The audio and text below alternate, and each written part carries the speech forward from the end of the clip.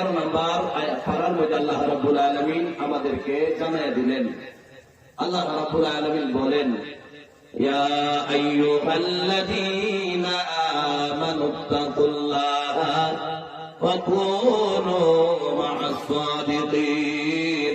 চিৎকার দিয়ে বলা যাবে কি আল্লাহু আকবার? জোরে বলেন আল্লাহু আকবার। আল্লাহ রাব্বুল আলামিন কালামুল্লাহ শরীফের মধ্যে আল্লাহ রাব্বুল আলামিন এত সুন্দর করে ডাক দিয়ে দিল।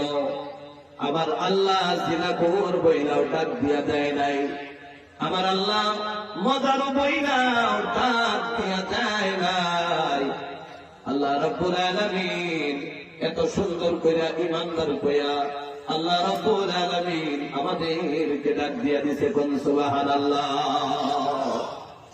আল্লাহ রাব্বুল আলামিন বলেন, ইয়া আইয়ুহাল্লাযীনা আমানুত্তাকুল্লাহ। আমার আল্লাহ ডাক দিয়া বলে দিছে, আই ঈমানওয়ালারা, আমি আল্লাহ রাব্বুল আলামিনকে তোমরা ভয় করো। জোরে বলেন রাজি আছি না নাই? ভাই রাজি কেমনে আছি তার প্রমাণ হলো রে ভাই। রাজি থাকবো না কেন লাইগা? ভালো কইরা মনোযোগ দিয়া শোনো রে মুসলমান। সর্বপ্রথম আমার আল্লাহ যেদিন দুনিয়ায় পাঠিয়ে দিছিল, অনেক অনেক ছোট্ট একটা মানুষ ছিলাম। আমাদেরকে কেউ আবু বলতো, কেউ বাচ্চা বলতো, কেউ গেন্না বলতো। এ ভাই দেখতে দেখতে 20 বছর হয়ে গেল, 25 বছর হয়ে গেল, 30 বছর হয়ে গেল।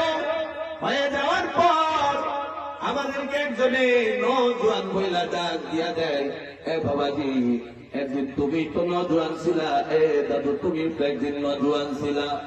দেখতে দেখতে তোমার দাড়ি গুলা পাইকা গেল, চামড়া টিলা হয়ে গেল, দাঁত গুলা নড়াচড়া করতেছে। এবার নওজোয়ানের কালে এক জায়গায় পয়সা 1-1.5 কেজি 5 কেজি খাইয়া দিতাম। এবার এখন যদি সামনে আধা পোয়া 1 পোয়া রাখা যায়, জুড়ে কোন খাওয়া যায়নি? না না, খাওয়া যায় না। এটার প্রমাণ হলো রে ভাই, আমি তো বুড়ো হয়ে গেলাম, আমার সাথী তো মারা গেল, আমার বাবাও মারা গেল, আমার দাদাও মারা গেল, আমার বড় বাবাও মারা গেল, আমার ছোট ভাই বড় ভাই সবাই মারা গেল। আমি দুনিয়ার জমিনে জীবিত আছি। আমার বয়স 60 বছর হয়ে গেল, আমার বয়স 70 বছর হয়ে গেল। আল্লাহর কসম করে বলি, যেভাবে তারাও চলে গেল, আমাদেরকেও একদিন চলে যেতে হবে কি হবে না? আওয়াজ দিয়া বলেন, হবে কি হবে না? চলে যেতে হবে। ওই জন্য আল্লাহকে ভয় করলাম, ওই জন্য আল্লাহ রে ডাকলাম। না রে ভাই না, যখন আযান মুয়াজ্জিনে দিয়ে দেয়, নামাজে যখন দৌড়াইয়া চলে যাই, বোঝা গেল স্পষ্ট আল্লাহরে ভয় করলো। যখন রমজান মাস শেষে যাই, দরজার নিচে বলে খাবার খাই না, সারাটা দিন অনাহার থাইকা না খাইয়া রাতের বেলায় সন্ধ্যার সময় যখন আযান দিয়া দেয়, আল্লাহ রাব্বুল আলামিনের হুকুম অনুযায়ী যখন দিন শুরু হয়ে যায়, তখন ইফতারে বসে যাই। রাজি আছেন না নাই? জোরে কর। এ ভাই, এক কথাই বুঝাইলাম, আল্লাহকে ভয় কেমনে করবা? নামাজে দাঁড়াইয়া যাও, আল্লাহরে ভয় করা হয়ে যাবে। রমজানের রোজা রাখা শুরু করে দাও, আল্লাহরে ভয় করা হয়ে যাবে। যাকাত আদায় করে দাও, আল্লাহরে ভয় করা হয়ে যাবে। জিনা ছাইরা দাও, রোজা ছাইরো না। যেমন ভাবে সুদে লিপ্ত হয়ে গেছ, সুদ ছাইরা দাও, জিনা ছাইরা দাও। এ ভাই, শরাব ছাইরা দাও। যেগুলা কাজ আমার আল্লাহ নিষেধ করে দিয়েছে, এগুলা সমস্ত যখন ছাইরা দিবা, আমার আল্লাহর হুকুমের অনুযায়ী যখন চলবা, আল্লাহর কসম করে বলি, ওই টাইমে তুমি আল্লাহকে ভয় করনেওয়ালা হইবা। কথা ঠিক কিনা? তাহলে আল্লাহর ভয় করতে কেনা কেনা রাজি আছে? হাত কোটায় দেখান তো দেখি। আল্লাহু আকবার। বলেন আল্লাহু আকবার। মুসলমান ইমানদার, 1 নম্বর পয়েন্ট যেটা হলো, আমার আল্লাহ রাব্বুল আলামিন ইত্তাকুল্লাহ, আমি আল্লাহরে ভয় করো। ভয়ের কথা বুঝাইতেছে বাবা। যদি তফসিলান বলা যায়, কিছু কথা দেখানো যায়, অনেক লম্বা হয়ে যাবে। লম্বা বয়ানের ইচ্ছাকৃত হয়ে বসি নাই রে ভাই। মুসলমান, আরেকটা উদাহরণ নেন। হযরতে উসমান গনি এই অঞ্চলের মধ্যে কেউ আসেননি অপরিচিত, কোন অপরিচিত কেউ আসেননি।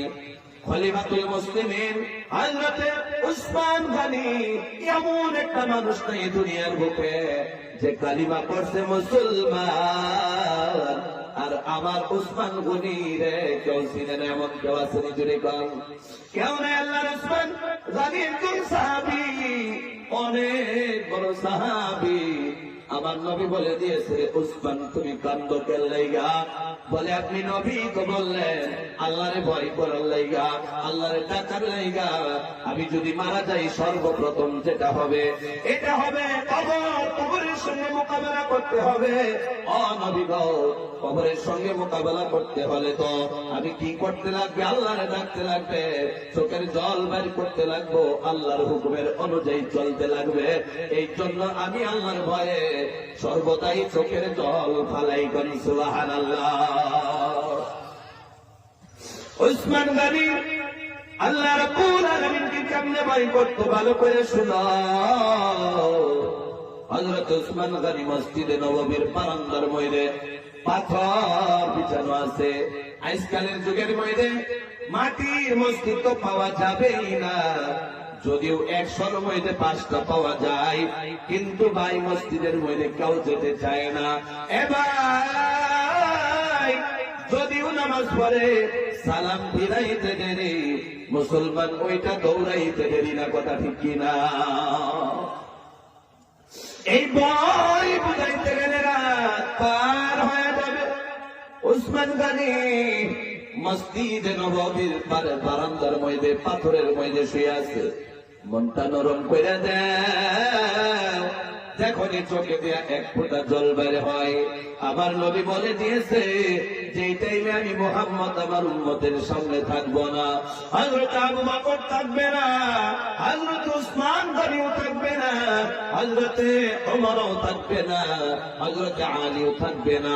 ওই টাইমের মধ্যে যখন আমার উম্মতি মুহাম্মাদি চোখে দিয়া জল বের করবে, এক ফোঁটা চোখের জল আল্লাহর ভয়ে যদি বের করে দেয়, আমি নবীর ইশকে মুহাব্বতে এক ফোঁটা চোখের জল যদি বের করে দেয়, আমি আল্লাহর কাছ থেকে সুপারিশ কইরা আমার উম্মতরে জান্নাতে নিয়ে যাব। কোন সুবহানাল্লাহ।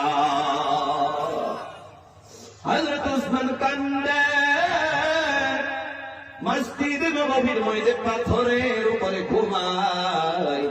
আমার নবীর জামানার মধ্যে উসমান যদি চাইতো নরম বালিশের মধ্যে তুষকের মধ্যে সুন্দরভাবে ঘুমাইতে যদি চাইত, উসমান গনির মতো কেউ পারত না।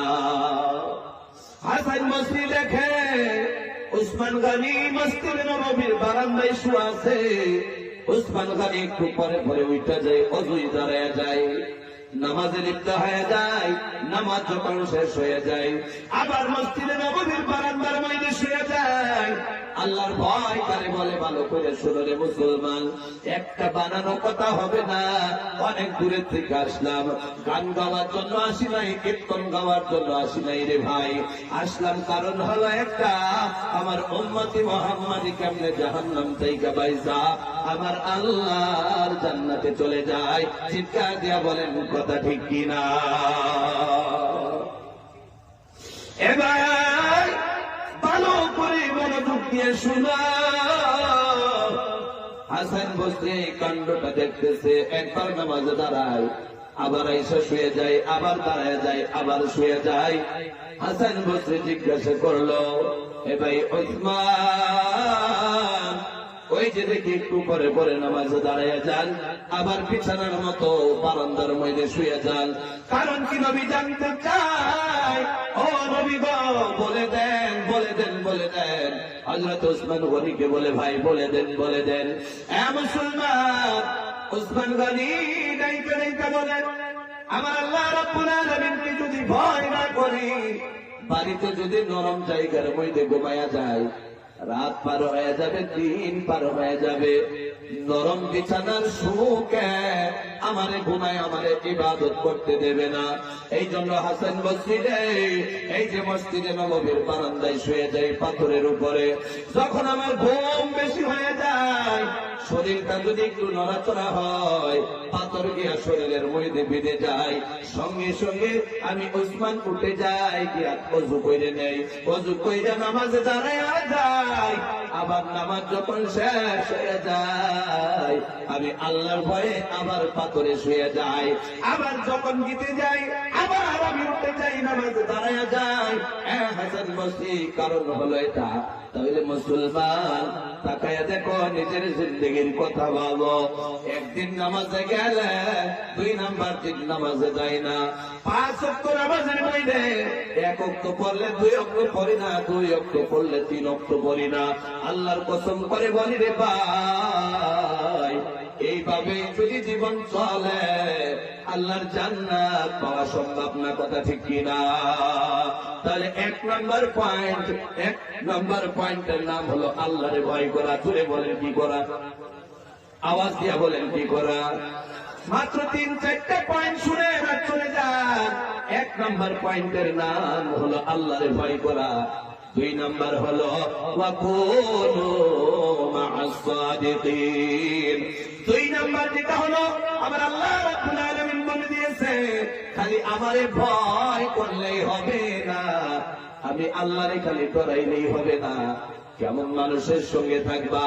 ওয়াকুনু মা'আস সাদিকিন, যারা নাকি সত্যবাদী। মুসলমান ভালো কইরা মনোযোগ দিয়ে শুনো, যারা নাকি সত্যবাদী, আমার আল্লাহ রাব্বুল আলামিন বলে সত্যবাদীর সঙ্গে চলতে আরম্ভ করে দাও। রাজি আছেন না? জোরে কর, আওয়াজ দিয়ে বলেন, রাজি আছেন না? নাই? মিথ্যাবাদীর সঙ্গে চললে জিনা করা আসান হয়ে যাবে, শরাবের আড্ডায় যাওয়া আসান হয়ে যাবে, দুনিয়ার যত খারাপ কাজ আছে সমস্ত কাজগুলা করা আসান হয়ে যাবে। আর সত্যবাদীর সঙ্গে যদি জীবন যাপন করতে পারি, আল্লাহ রাব্বুল আলামিন যদি সত্য মানুষের সঙ্গে জীবন যাপন করা তৌফিক দেয়, তাহলে দুনিয়ার বুকেও আল্লাহর ভয় করব, আর আল্লাহর ভয় নিয়ে জান্নাতের মেহমান হয়ে যাব। কোন সুবহানাল্লাহ। এবার তাকাইয়া দেখবা, যদি কোন মানুষ বেনামাজি মিথ্যাবাদীর সঙ্গে চলে, যত ভালো মানুষই হয়ে যাক না কেন, একদিন না একদিন ওই মানুষটা বেনামাজি মিথ্যাবাদী হয়ে যায়। আর যদি ইমাম সাহেবের চলে সঙ্গে চলতে আরম্ভ করে দাও, ইমাম সাহেব তো সমাজের মধ্যে সত্যবাদী মানুষ, ইমাম সাহেবের সঙ্গে যদি থাকতে আরম্ভ করো, 1 দিন 2 দিন 3 দিন কেমন ভাবে দিন যাইতে যাইতে রে মুসলমান, একদিন ইমাম সাহেবের সঙ্গে তাইকা নজওয়ান গুলার দাড়ি উঠা যাবে, কথা ঠিক কিনা? যেই ছেলে হর টাইমে সব সময় গুনায় লিপ্ত থাকতো, জুয়ারের টাইম মদের টাইম এগুলা কাজের মধ্যে যাইতো, যদি ইমাম সাহেবের সঙ্গে তালুক রেখে দেয়, একদিন মদও সাইরা দিবে, জিনাও সাইরা দিবে, মিথ্যাও সাইরা দিবে, আল্লাহ তালুকের সঙ্গে তালুক মিলাইবে, কথা ঠিক কিনা? রাজি আছি না? নাই? জোরে কর, রাজি আছি না আমরা? এবার 2 নাম্বার পয়েন্ট চলে গেল। 3 নাম্বার পয়েন্ট হলো আল্লাহ রাব্বুল আলামিন বলে দিয়েছে, 1 নাম্বার 2 নাম্বার আমরা বুঝছি না।